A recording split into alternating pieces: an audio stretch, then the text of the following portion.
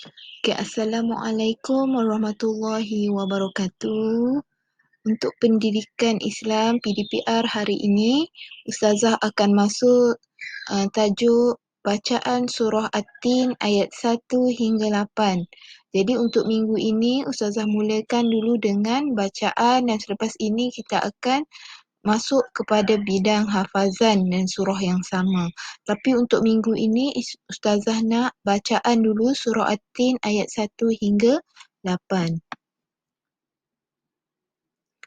Okey, latar belakang sedikit tentang surah At-Tin yang kamu kena tahu. Yang pertama, surah At-Tin merupakan surah yang ke-95 dalam Al-Quran dan dia diturunkan di Mekah, merupakan ayat yang kita gelar sebagai ayat Makkiyah, mempunyai 8 ayat dan ia menceritakan dalam surah At-Tin ni berkenaan dengan manusia sebaik-baik makhluk ciptaan Allah, ya.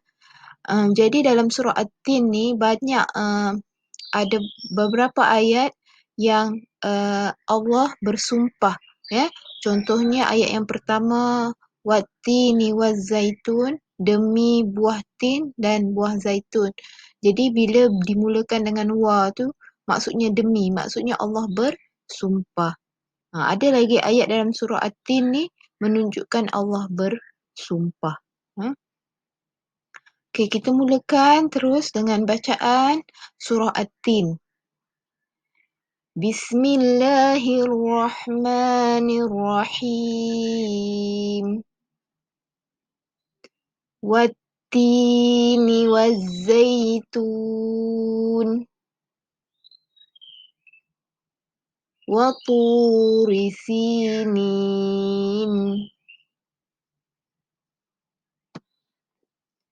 Wa hadzal baladil amin. Laqad khalaqnal insana fi ahsani taqwim. Summa radadnahu asfala safilin. Illal ladzina amanu wa amilus solihati falahum ajrun ghairu mamnun. Fama yukazzibuka ba'du biddin. Alaysallahu biahkamil hakimin. Sadaqallahul azim. Okey, anak-anak, Ustazah nak kamu rakam audio bacaan kamu surah At-Tin ayat 1 hingga 8 dengan bacaan yang betul dan bertajwid dari segi panjang, pendek dan tajwid dia, ya. Okey, kalau Ustazah serba sedikit, Ustazah imbas ayat yang nombor 1 dan ayat nombor 2 mempunyai hukum mad asli. Wati, panjang kat situ. Wazaitu, tu waw sebelum dia bertanda dhammah. Kena panjang 2 harakat. Watu, panjang. Si, min. Okey, ya. Arid li sukun yang di hujung tu. Okey, seterusnya. Ni pun mad asli.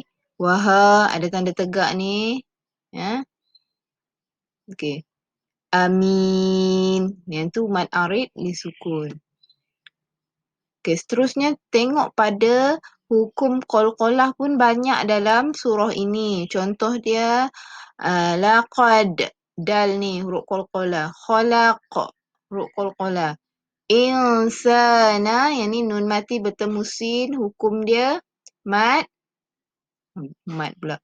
Hukum dia apa? Ihfa hakiki. Ihfa hakiki. Dengung. Sa ni panjang. Fi ahsani taqwim. Fi 2 kalimah. berjumpa dengan hamzah. Ni ada tanda ni berjumpa dengan hamzah, apa hukum dia? Mad jaiz munfasil. Kena panjang. Taqwim. Qaf ni berbunyi huruf qalqalah. Okey, seterusnya. Summa. Mim bertanda syaddah pun kena dengung. Radad. Dal bertanda sukun. Qalqalah kat sini. Okey. Boleh ya? Tengok betul-betul hukum tajwid dia. Illallazi. Panjang. Amanu ni kita belajar dah dekat tahun 5 ni apa hukum dia. Ingat balik apa hukum dia. Yang tahun 5 semua hukum mad yang 2 harakat. Apa hukum yang ada dekat amanu ni. Okey.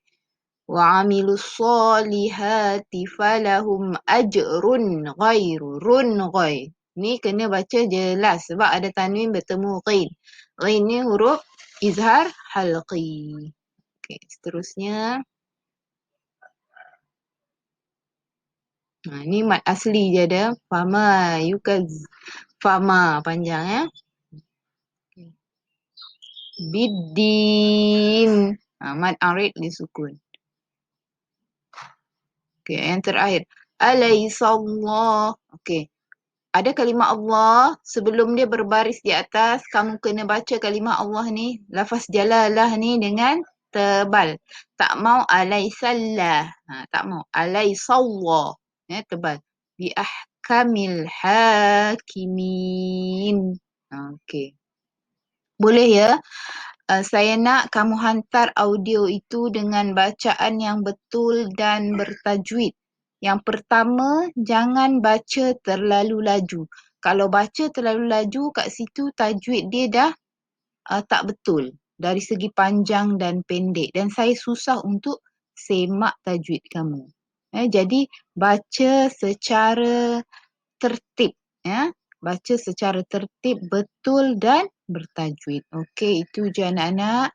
Assalamualaikum warahmatullahi wabarakatuh.